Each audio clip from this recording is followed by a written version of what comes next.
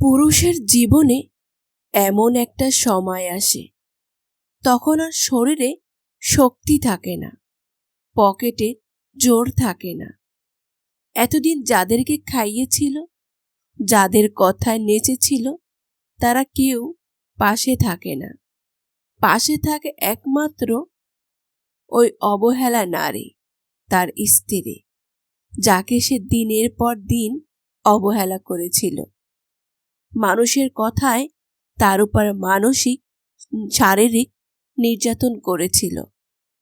পুরুষকে জন্ম দেন একজন নারী, আবার সেই পুরুষের শেষ সময়টায় পাশে থেকে সুন্দর একটা মৃত্যু উপহার দেয় একজন নারী। একজন পুরুষের শারীরিক শক্তি ও পকেটের জোর যতদিন থাকবে, ততদিন সেই তার স্ত্রীকে মানুষ মনে করে না। যখন এসবে ভাটা নেমে আসে, তখন তার হুঁশ ফেরে।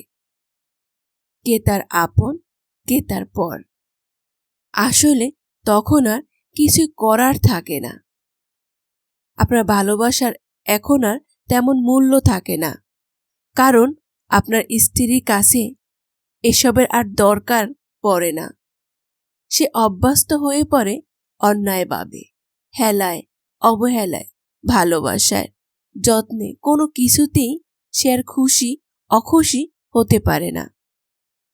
সংসার এক মায়ার বাঁধন। এখানে ভালো লাগলেও আঁকড়ে ধরে থাকতে হয়, না লাগলেও থাকতে হয়। কত শত সংসার টিকে থাকে শুধুমাত্র সন্তানের মুখের দিকে চেয়ে। সেই সন্তানও এক সময় পর হয়ে যায়। শেষ বয়সে এসে পাওয়া না পাওয়ার হিসাব মিলাতে গিয়েও হিসাব মেলে না।